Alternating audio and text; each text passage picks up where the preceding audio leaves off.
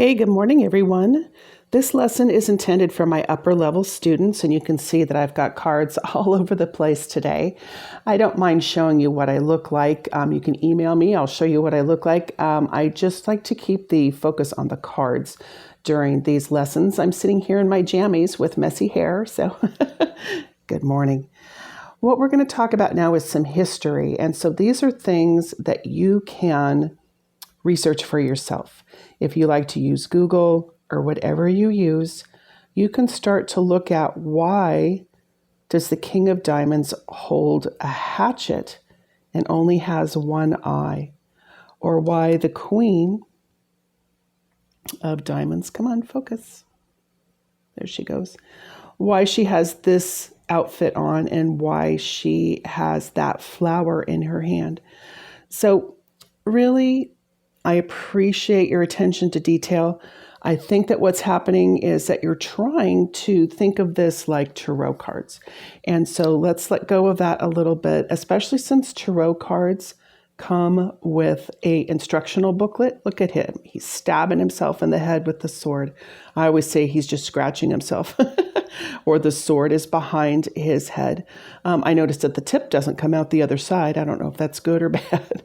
So just know that in a party setting or at a festival or something, the people that come to you are not going to know this stuff. There's not enough time to get into that level of detail. But I maintain that clubs are wands.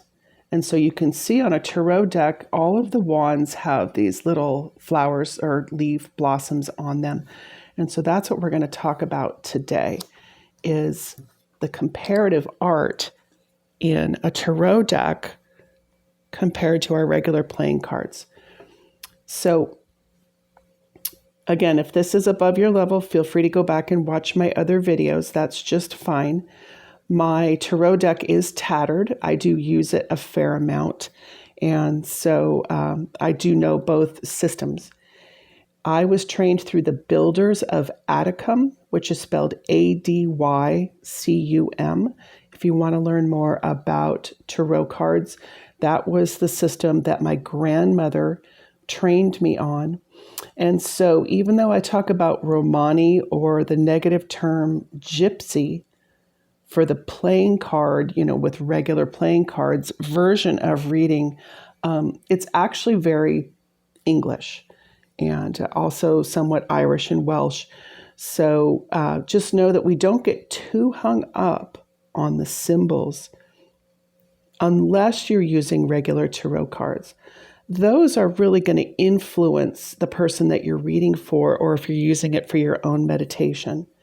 I think everybody knows by now that reading for yourself creates a biased opinion. And so this is intended as a form of communication.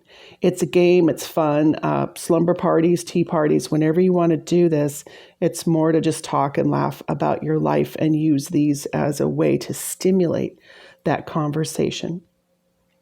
So since we're back to the thing about wands and swords, just notice that he is holding this like a staff and that it's touching the ground. And so this is when we talk about magic and the elements. She has it touching the ground. Here, with regular playing cards, we call him the Jack. Now, a Jack, the word Jack, actually means the point that is given in a type of game. So when you earn a point, that's called a Jack when you play this card. His name is not Jack. He is a knave, and that's spelled Knave. And a knave is a form of servant. And so you'll see the Page of Wands. His staff, his shepherd's crook, is touching the ground. When it's the Knight, it's elevated in the air. So this is why it's sometimes called a magic wand, like a magician's wand. So look at it when it's up and when it's down. That means two different things. So again, we're looking at tarot cards now compared to a regular playing card. And you'll see that there's 2 tarot cards for 1 Jack. So I tend to consider him the Knave, sometimes called the Page. And so feel free to consider him the servant, but ultimately the messenger. He works very hard. It's a big symbol when he pops into a reading. So we'll work on that later. And now, here we are with a 10. And so we talk about this busyness. This is a work-related card. This is a heavy communication card, not like swords. Swords can clash, swords can poke, where wands are more of a constructive, creative conversation. When we look at it in tarot, we see that it's a burden.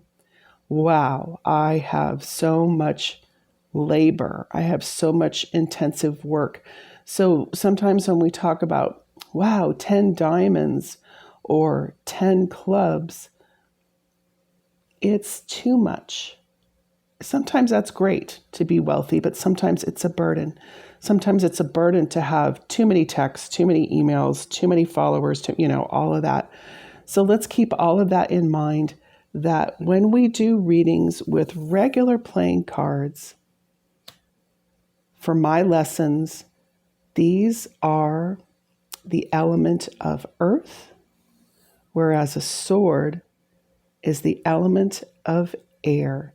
You always want to have your sword up in the air, though there are times when the sword is pointing down into the ground. And for questions about the symbols and different objects on regular playing cards, go ahead and do your own research. It's lots of fun.